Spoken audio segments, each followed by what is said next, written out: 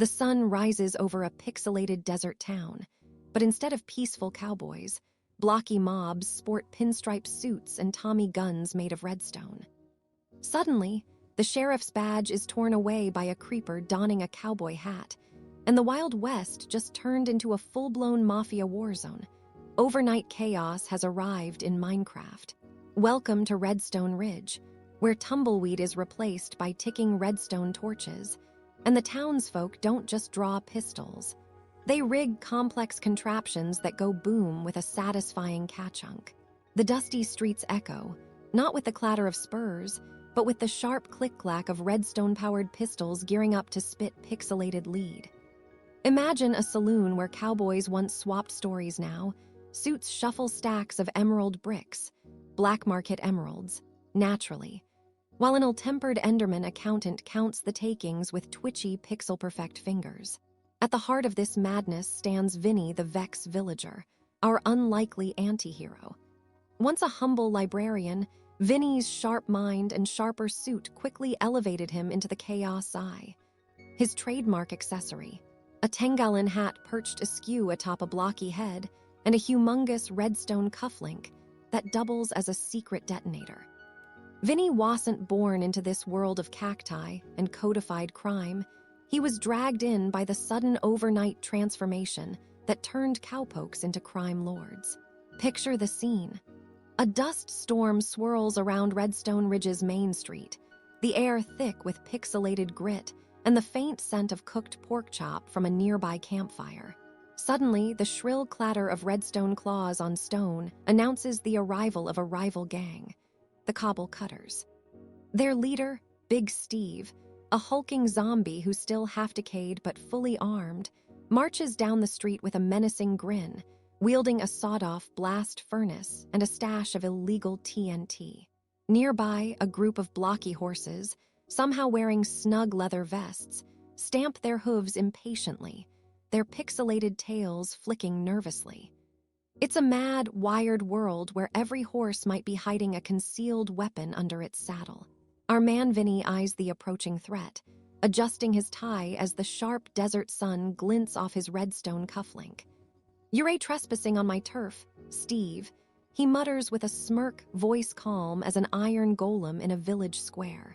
Behind him, his gang known as the Redstone Racketeers gather, each wearing custom-crafted diamond badges that literally sparkle with mineshaft glamour. These aren't the upright sheriffs of old, they're the new law, unyielding and cunning, blending ancient Minecraft mechanics with ruthless street smarts. Just as the two factions near a standoff, a sudden explosion erupts from the saloon's back door, causing a shower of leather chests and enchanted books to scatter in every direction. It's Lester Sticky Slime, the jittery slime mob turned gang informant, desperately trying to deliver intel but tripping over his own gelatinous goo. "Boss, the creepers are moving in from the east side mines." Sticky squeaks, bouncing uncontrollably. Vinny raises an eyebrow, the corner of his pixelated mouth twitching into something that almost resembles a chuckle. "Creepers in pinstripes," he murmurs under his breath. Now that's a sight only Redstone Ridge could cook up overnight. The Creeper clan had always been the untouchables, terrorizing the landscape with unpredictable explosions and a hiss that could silence an Enderman mid-teleport. But now they were business-savvy bandits, perfectly coiffed and armed with outlaw tech that combined fuses, pistols, and tactical bomb-making materials. It was a recipe for chaos laced with style. Scene shifts to a darkened alley where a skeleton sharpshooter, nicknamed Bones Malone, readies a crossbow rigged with redstone traps. His eye sockets glow ominously, contrasting with the crimson bandana tied jauntily around his pixel-thin neck. "I don't like this, boss," Bones whispers, ejecting a bolt midair and taking out a stray bat with ridiculous precision. "This ain't the Redstone Ridge I chose." "Change is the only constant," Vinny replies, pocketing a newly crafted golden nugget cigar that squitters faintly. "Especially in a world where creepers wear cowboy hats and throw you out of your own office." Back on the street, the pace quickens. Disguised villagers act as informants while disguised mobs infiltrate saloons and blacksmith workshops alike. A baby zombie, wearing a ridiculously oversized pinstripe suit with sleeves rolling up past his blocky fingers, skips past a group of cow mobs casually staggering with pickaxes. A silent warning of the innocents lost amid the anarchy. The Redstone racketeers move with machine-like efficiency. Vinny's right hand, a scarred witch named Maggie Hex Miller, brews potions of invisibility, speed, and sometimes something she calls creeper confetti, which, when exploded, releases harmless but blinding shower sparks, perfect for quick getaways and theatrical escapes. Despite her mysterious aura, Hex smoky cauldron bubbles while she perches atop a crate of gunpowder barrels, issuing instructions with a sly grin. Remember, boys, it ain't just about firepower. It's psychological warfare, and a little sparkle goes a long way. The town's formerly peaceful ambience now pulses with paranoia. Every block could be a hiding spot, every window an ambush point. Even the picnic tables outside the sheriff's office are wired with redstone alarms. And the local saloon bartender, a surprisingly spry creeper wearing suspenders, is responsible for mixing illicit potions and illegal explosives into special drinks. At one point, the creeper bartender winks and slides a glass full of glowing green liquid to a suspiciously twitchy Enderman. The Enderman tips the glass with tentative blocks of obsidian currency. You boys got what I need, or am I talking to myself like last Tuesday? The Enderman quivers, a rare hint of nervousness in block form. Meanwhile, Vinny, standing atop the pulverized remains of the old jailhouse steps, watches the horizon. The flat desert stretches endlessly, dotted with sugar cane safe houses and cactus-fortified checkpoints. Overhead, phantom agents, nocturnal, translucent mobs, keep silent surveillance on rival factions.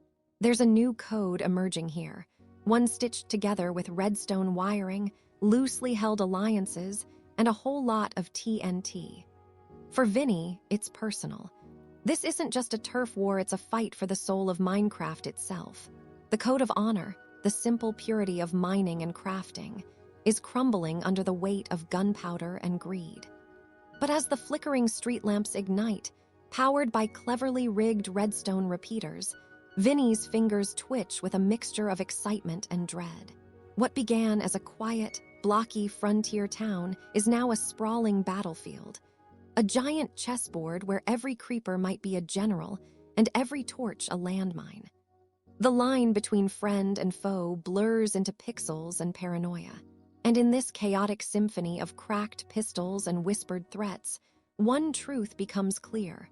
The Wild West has never been wilder, and the mafia has never been this pixelated. Just as Vinny adjusts his hat to shield his blocky gaze from an incoming sandstorm, a faint, chilling hiss slices through the dry air. Time freezes. The townsfolk, gangsters, mobs, cowboys, and creepers, pause together, united by a primal Minecraft instinct. Explosions, shootouts. No, the hiss was closer, darker. This was a kiss of looming disaster from the creeper that would change the tide of the war, and perhaps the entire landscape of Redstone Ridge forever. Vinny exhales slowly, a block of smoke curling upward from his pixelated cigar. Well, boys, he says to the restless crowd, voice low but steady, looks like the party's just getting started. And with that, the sun finally dips below the jagged horizon, leaving behind a burning sky and a town wired tight with secrets, betrayals, and the faint flicker of hope. This is Redstone Ridge, the birthplace of the Redstone Mafia, the wildest Warzone Minecraft has ever crafted. What happens next? That, my friends, is a story for the night shift. The sun hung low like a giant flaming pixel over the dusty, blocky streets of New Redstone City, casting long cuboid shadows on cracked stone slabs and scattered stacks of cobblestone crates. Here, the air tasted both of burnt gunpowder and sweet, pixelated cornbread, a scent mingling oddly with the rusty red glow of flickering redstone lamps that dotted every crooked alley. This wasn't your grandma's Minecraft town anymore. No, tonight the wheels of the Redstone racketeers began to turn, grinding the mundane piece into a chaotic blur of cacti, crates, and criminal cunning. At the heart of this chaos was one figure, a squat, oddly shaped block of a mobster known only as Tommy Two Torches McPickaxe. Tommy wasn't your average outlaw. His nose was more pixel than flesh, shaped suspiciously like an iron ingot, and his reputation was as volatile as an exploding creeper in a TNT minecart race. His signature move, lighting 2 redstone torches simultaneously, a dazzling display of power and control that sent smaller gangs running faster than a sprinting pigman with a diamond sword. Tonight, Tommy stood on the edge of the broken rail saloon porch, his crimson bandana flapping in the dry wind, surveying the growing empire in flickering light. The birth of the racketeers had begun with a simple but revolutionary invention: illegal redstone contraptions rigged for extortion, sabotage, and perfectly timed distractions. Tommy's secret weapon was a trio of viciously clever redstone-operated Gatling guns mounted inexplicably on donkey carts, which could spit a barrage of arrows in patterns so wild they'd make a phantom rethink its life choices. This technological chaos was the new currency, making Tommy and his crew the power brokers of the pixelated Badlands. Amidst their crooked deals and explosive showdowns, a new criminal code was etched in stone. Redstone rule, or blow up trying. We drift deeper into the whirring, clinking heart of Tommy's operation, the notorious underground workshop, the cobblestone catacombs. Paired with the sharp hiss of leaking steam from ancient redstone furnaces, this hellish lair buzzed with the dark hum of trapped energy and whispered conspiracy. Tommy paced back and forth, plotting his next blaze of glory, while chunks of stone walls flickered with eerie redstone-powered torches that never seemed to waver. Here, under the glow of dimly lit creeper faces carved into quartz, engineers twisted wires and laid rails, transforming raw blocks into deadly devices. An iron golem dozed in the corner, suspiciously rigged with pressure plates that might trigger a trap, or maybe just a really uncomfortable techno remix. "I say we smuggle an entire herd of pigs through the railway," muttered one sly engineer, a lean figure crafted from smelted iron bits and scrap wood. His suggestion hung in the stale air alongside the smell of burnt red dust and a faint sparkle of TNT dust. They won't suspect a thing, and then, bam, pork power in every saloon. Tommy grinned beneath his pixelated stubble, the idea sounding as absurd as it was profitable. Meanwhile, the rival gang, the Copper Cactuses, watched nervously from their mossy outcrop across the valley. Their leader, Cactus Jack, was a grizzled, spike-covered brute built mostly of weathered sandstone with the stubbornness of a wall of enchanted obsidian. They'd been feuding with Tommy's crew since the first redstone dust was spilled, and their jealousy ignited not just in hatred, but in increasingly ludicrous tactics.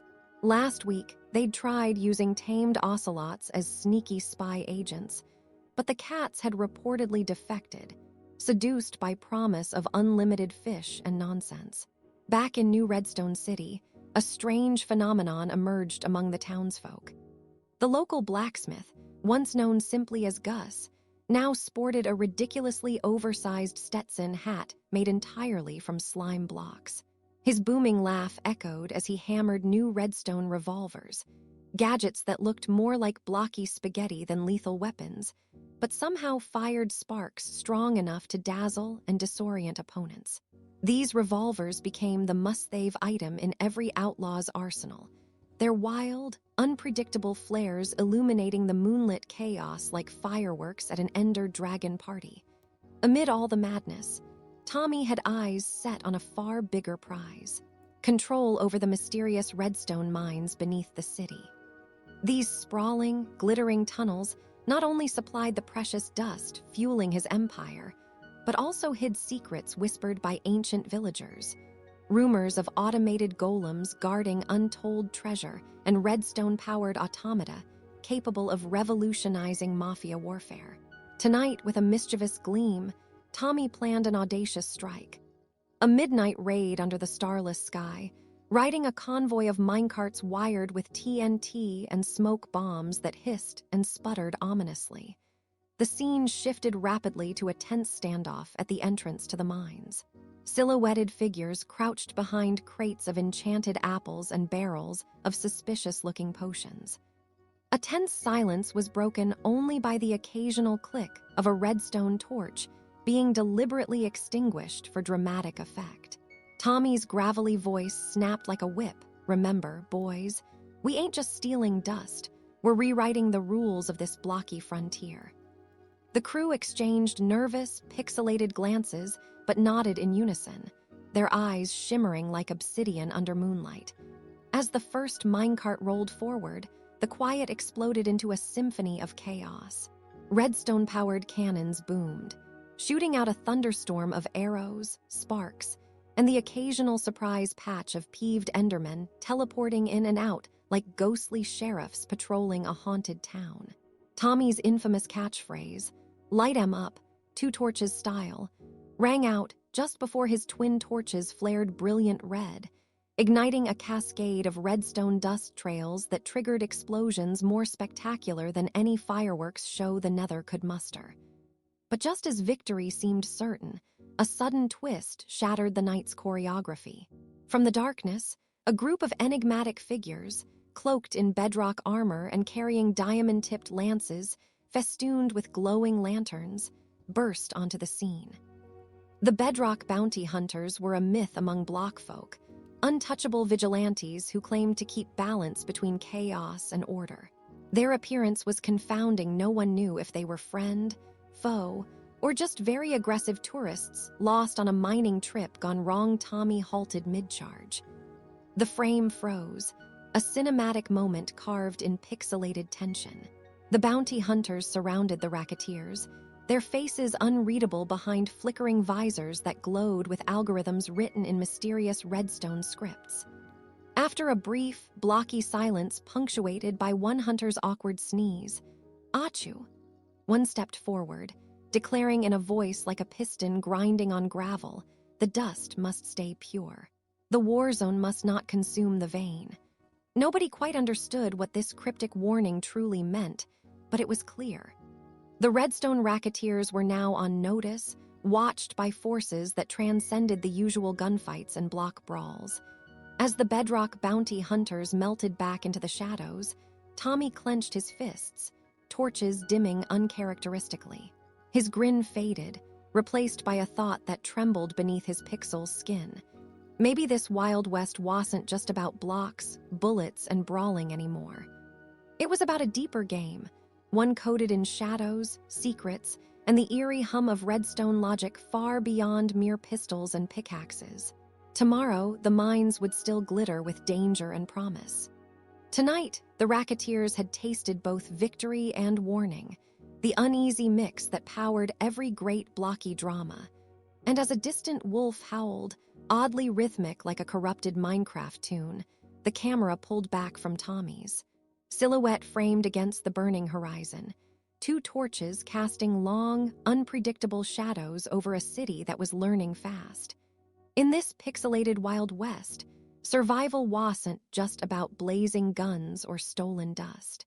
It was about who controlled the spark, the signal, and the chaos itself. The rise of the Redstone racketeers was just beginning, and the law of the block was about to be rewritten by chaos, one explosive redstone dust trail at a time. The dusty wind whipped through the pixelated streets of Blocksville, stirring up clouds of redstone dust like a whispered warning. The sun, a perfect square hanging low in the cerulean sky, scorched everything it touched, turning wooden planks into splinters and cacti into blocky sentinels casting long shadows. This wasn't just any old Wild West town anymore. This was the heart of a new empire, built on contraptions, scheming, and the glint of redstone-powered menace. Welcome to the rise of the Redstone racketeers. At the center of it all was Johnny TNT Fingers McBeaver, a grizzled mobster with a beard made of spruce logs and eyes flashing brighter than a diamond pickaxe under full enchantment. Johnny wasn't just any outlaw. He was the chief architect of chaos, a crafty engineer who had turned redstone dust from a simple wiring material into the most profitable currency of mayhem this pixelated world had ever seen. His legs stomped on the cracked sandstone street as he surveyed his growing empire. Cigar smoke curling in cubic puffs around his square, Joe a loud clack echoed behind him. Out stepped little Lure, Johnny's right-hand creeper, a small, green menace with glowing eyes and a bad attitude to match. Lure was less talk, more action, and about as reliable as a splash potion in a rainstorm. He handed Johnny a blueprint scrawled on parchment made of enchanted leather.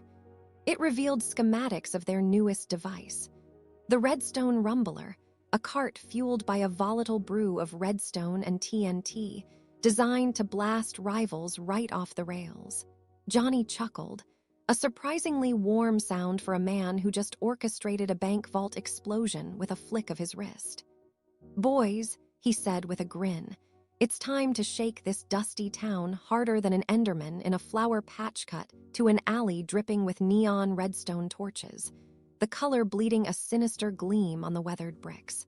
Here, the redstone racketeers thrived underground, literally. Hidden beneath town was a maze of tunnels packed with glowing circuits, sprockets, and a suspicious number of minecart tracks. Inside their lair, blocky men and women tweaked devices that hummed and sparked like a chorus of magma cubes jamming at dawn.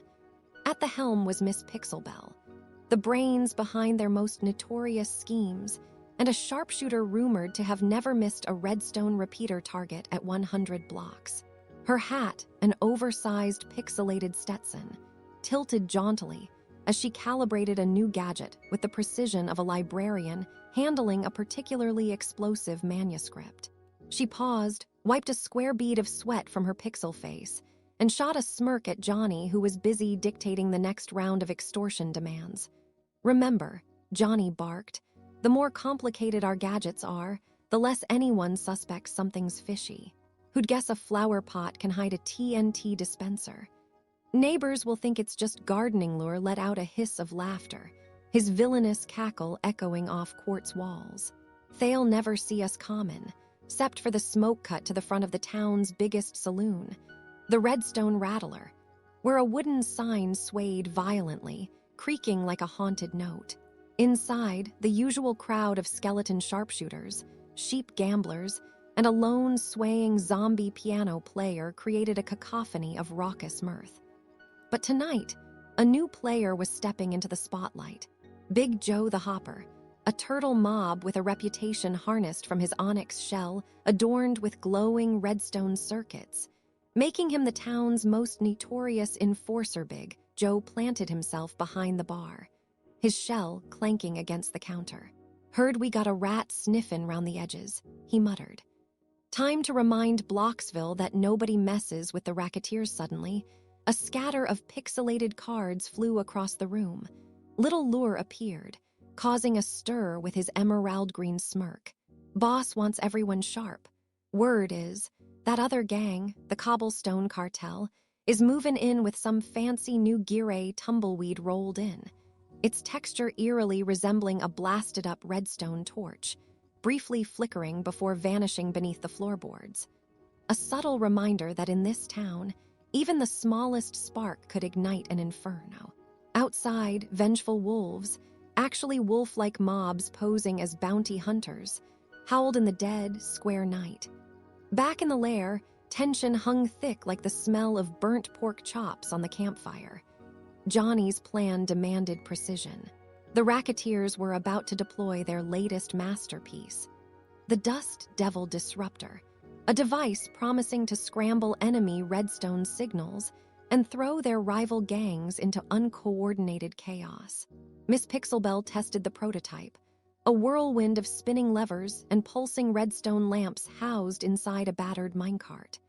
She flicked a lever, and the device came alive with a buzzing tremor, sending off shockwaves that short-circuited nearby redstone dust lines. Johnny inspected the chaos theory in action with keen satisfaction. This little guy could turn the tide overnight, he mused. Imagine the cobblestone cartel's smug faces each time their precious circuit farms fry themselves to a crisp suddenly. A sharp knock shattered the moment like a creeper in a TNT barrel. The door exploded inward, revealing a figure clad in obsidian armor. It was the Moonlight Marauder, a rogue player known for sneaking into rival turf and poaching rare resources with style and zero regrets. Word is, the Marauder said with a crooked smile, "There's a new sheriff in Blocksville who wants to change the rules. You lot think you run this town." But the explosive eagle's on the rise. The room froze, pixels hovering in midair like those moments before a trap snaps shut. Every redstone dust particle seemed to stand on edge. Johnny looked the Marauder dead in the pixelated eyes. "We ain't afraid of no flying bird. Guess it's time to see if that eagle's got claws or just feathers." The tension snapped as the Marauder vanished in a puff of smoky particles, leaving behind the faint scent of gunpowder and burnt circuitry. The room buzzed with anticipation outside. The desert stars twinkled like scattered lapis lazuli, cool and indifferent to the pixel drama unfolding below. Tumbleweeds trundled past, brushing over the cracked ground with the sound of prophetic whispers. As if the land itself was holding its breath, Johnny lit his cigar, square sparks floating up like fireflies, and exhaled a plume of smoke that twisted and curled into the unmistakable shape of a crossed pickaxe and revolver, the emblem of their new world order. "Tomorrow," he said, voice low and steady, "we take Blocksville for good. The Redstone Racketeers ain't just a gang. They're the future of this Wild West Minecraft frontier. And if the law don't like it, they can try breaking our circuits." As the night deepened, a distant blast echoed over the mesa, a reminder that in this pixelated war zone, peace was as fragile as cobwebs on an abandoned mineshaft. The Redstone Racketeers were rising, not just in might, but in madness, a complex symphony of chaos and cunning that threatened to redraw the borders of every Minecraft biome touched by their redstone revolution. And somewhere, beneath the shadow of a lone cactus, the faint flicker of a redstone torch pulsed, a heartbeat that promised the war had only just begun. The sun dropped low behind pixelated mesas, casting long, jagged shadows that stretched like the fingers of restless gamblers reaching for their chips. In the dusty streets of Redstone Ridge, the air crackled not just with static electricity, but with an unsettling hum, the unmistakable buzz of power, chaos, and ambition wired straight into the very cobblestone. This was the heart of the Wild West mafia war zone, where emeralds bought you loyalty, and a stack of TNT could erase an entire saloon faster than you could say blaze powder. Welcome to the rise of the Redstone Racketeers. This wasn't just business, it was a blocky battle royale for control of the only commodity that mattered, redstone. And like any good outlaw tale, it started with a guy who neither knew nor cared about the root of all this trouble. Meet Big Stick Jake, 17 blocks tall, wide as a doublet chest of obsidian, and wielding a revolver redstone repeater louder than a creeper explosion on a moonless night. Big Stick Jake had carved himself a throne amidst piles of redstone dust, in a busted-down shack barely holding itself together with random iron bars and spruce planks nailed haphazardly by jittery thugs. His ragtag gang of catalysts who were either nuts, brave, or just plain missing a few blocks. The chaos downtown blurred into a kaleidoscope of explosions and gunfire, pistons rocketing cover over hard faces, darting with diamond helmets glinting under the dusty sun. But Jake's focus was a peculiar sparkling bundle hidden in the corner, a cranky old redstone contraption, something relic, something powerful. He called it the boom box, a cobbled Toaster machine of pistons, repeaters, and sticky pistons rumored to control entire explosive networks stretching miles underground.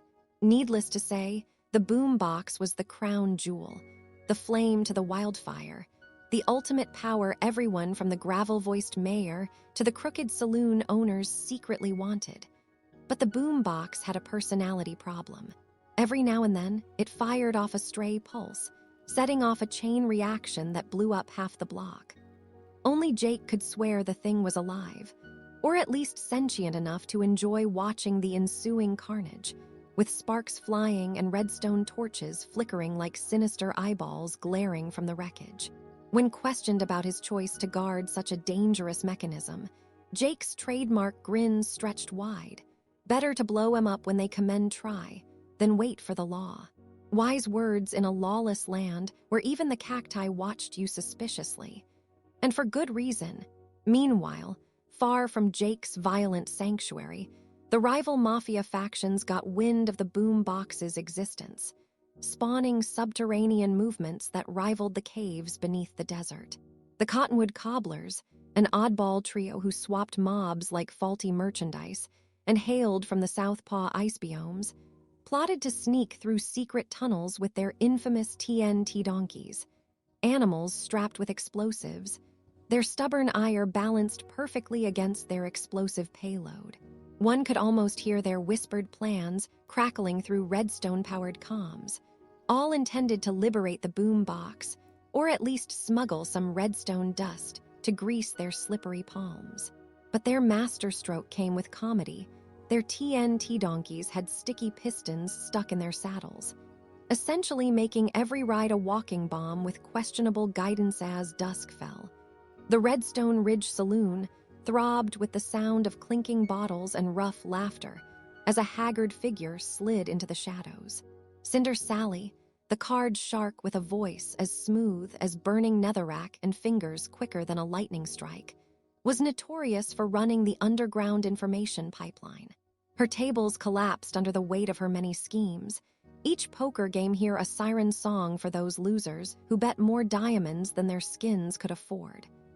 Spotting Big Stick Jake through the haze of puffs from enchanted pipeweed, Sally tossed a single redstone torch on the bar. "Heard your boombox has a mind of its own," she murmured, half-smirked, "Careful now, or it'll have you gasping in chunks." Jake chuckled, the sound a gravel pit filled with fire. "Ain't afraid of no gizmo, Sally. If it's gonna blow up, might as well be with style." Just then, the boombox emitted a low whir, sputtered, and shot a rapid pulse that lit every redstone lamp in town, in a synchronized bloom of lights like fireworks marking the beginning of a war. Jake leaned back, satisfied. Let him come. Not long after, the ground rumbled beneath Redstone Ridge, betraying the arrival of the granite gunners. A brigade armed with hardened basalt rifles that could fire arrows through diamond armor, and ironically, barely missed sending stray shots into their own feet. Commanding their battalion was Marcus Redstone Jackal Deeps, a man whose face was scuffed, but whose mind was sharp enough to build a redstone cannon with a lick of one eyebrow. He eyed the boombox like a kid lusting after a rare enchanted book, and vowed to claim it to cement his place atop the pixelated underworld. His troops marched, a jittery symphony of gravel crunching, iron boots clanging, and dodgy redstone traps tripped with each step. The battle that erupted was cinematic, gusts of pixelated dust mixed with red explosions that rivaled the nether's own heat. Pistons slammed, crafting tables exploded into flying pieces, and mobs converted into accidental kamikaze bombs. In the thick of it, Big Stick Jake and Redstone Jackal met face to pixelated face beneath the shattered remains of the town's ancientest saloon. Jackal sneered, "Give me that boom box, Jake. This turf's gonna be mine by sunrise." Jake's answer was a whispered prayer to the ancient Minecraft gods, followed by a sudden flood of lava from cleverly triggered dispensers flooding the street like hell spilling onto the overworld. But here's the catch. The boombox wasn't just a machine. In the minutiae of its redstone logic circuits hid a glitch, a self-aware AI born of too many hacked mods, a digital ghost nicknamed the Repeater. The Repeater's favorite pastime was to make trouble, and for this final showdown, it turned into a trickster god. Just as the gunfight crescendoed, the Repeater fired a series of pulses that detonated every redstone torch in town, plunging Redstone Ridge into darkness. Then, in a chaotic twist, it triggered all the loaded TNT donkeys to bolt, detonating a chain reaction that buried half the battlefield under a mountain of exploding blocks in the eerie silence after the dust cleared. The battlefield was a ruin of scorched sand, half-shattered anvils, and victorious mobs chewing on what was left of stray minecarts. Big Stick Jake sat atop the rubble, covered in dirt and cobwebs, clutching a single glowing piece of redstone dust that the repeater had left behind, its digital heartbeat, a source of endless potential and peril. From the corner of the ruins, a chuckle echoed. Cinder Sally, lighting another torch, murmured, "Looks like you're not just a player in this game. Jake, you're the game's glitch now." And so, as the stars pixelated into existence over the battered town, Redstone Ridge was no longer a war zone. It was a legend, a blocky realm where explosive ambition and wild circuitry danced hand in hand. But beneath the calm lurked a truth as volatile as TNT strapped to a horse. The Redstone racketeers had only just begun their game. Because in Minecraft, when the dust settles, the real war is figuring out which broken machine is about to blow up next. And in Redstone Ridge, the boom box wasn't just ticking, it was laughing.